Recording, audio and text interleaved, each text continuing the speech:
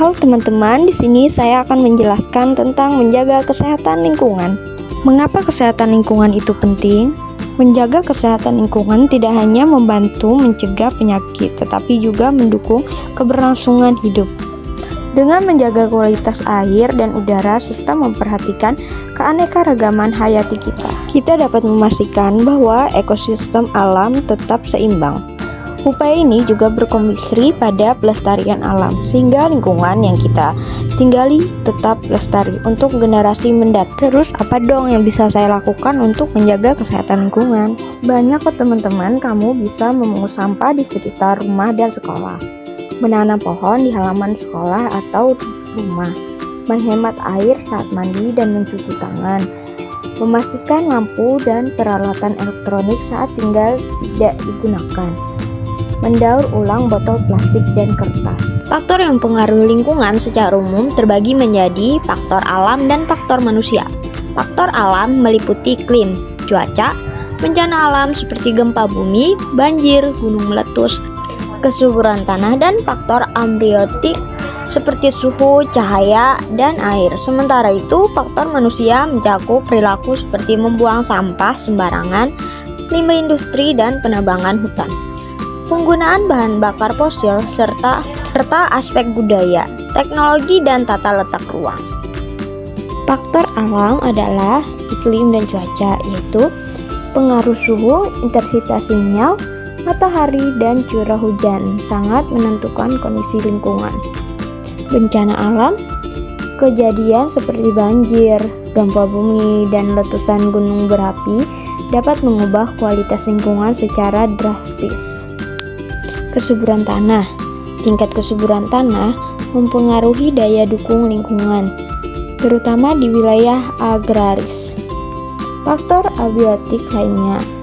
Faktor seperti suhu, cahaya, air, dan pH tanah juga mempengaruhi organisme yang hidup di lingkungan tersebut. Di sini saya akan menjelaskan dampak lingkungan tidak sehat terhadap mental dan kesejahteraan. Perlu Anda ketahui, lingkungan yang tidak sehat dapat berdampak negatif kepada kesehatan mental dan kesejahteraan. Di sini saya akan menyebutkan beberapa contoh dampak lingkungan tidak sehat kepada kesehatan mental dan kesejahteraan.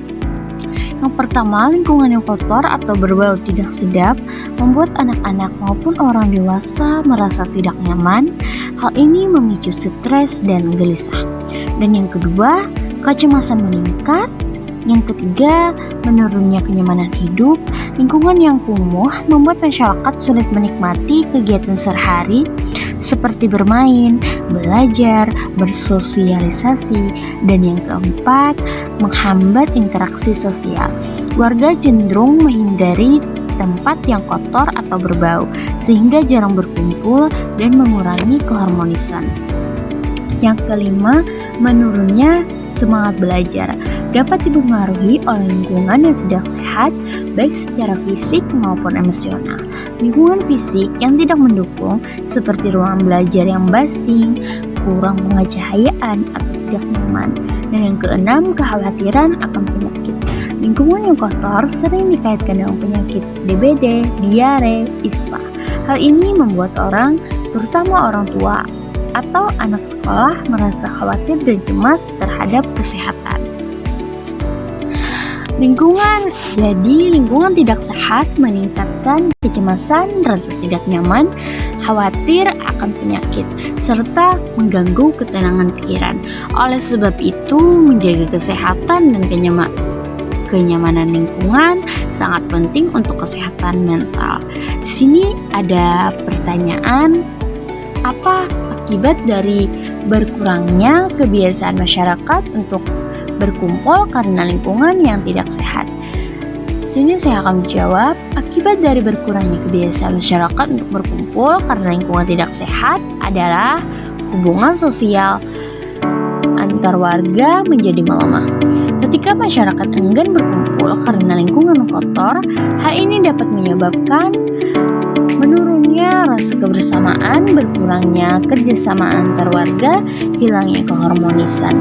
Jadi lingkungan yang tidak sehat dapat merusak kualitas hubungan sosial dalam bermasyarakat. Kemudian kita akan membahas materi selanjutnya, yaitu upaya menjaga kebersihan di sekolah. Sekolah adalah tempat berkumpulnya banyak orang, sehingga risiko penyebaran penyakit sangatlah besar. Nah, secara pribadi kita harus melakukan kebersihan seperti cuci tangan secara teratur, menggunakan sabun, dan menggunakan air mengalir, terutama sebelum kita makan, sesudah makan. Lalu kita menjaga kebersihan gigi, rambut, pakaian. Kemudian kita harus mandilah sebelum berangkat di sekolah. Lalu kita harus menutup mulut ketika kita sedang batuk ataupun bersin dengan tisu. Kemudian kita harus memerhatikan lingkungan sekolah kita dengan cara membersihkan meja, kursi, maupun peralatan sekolah.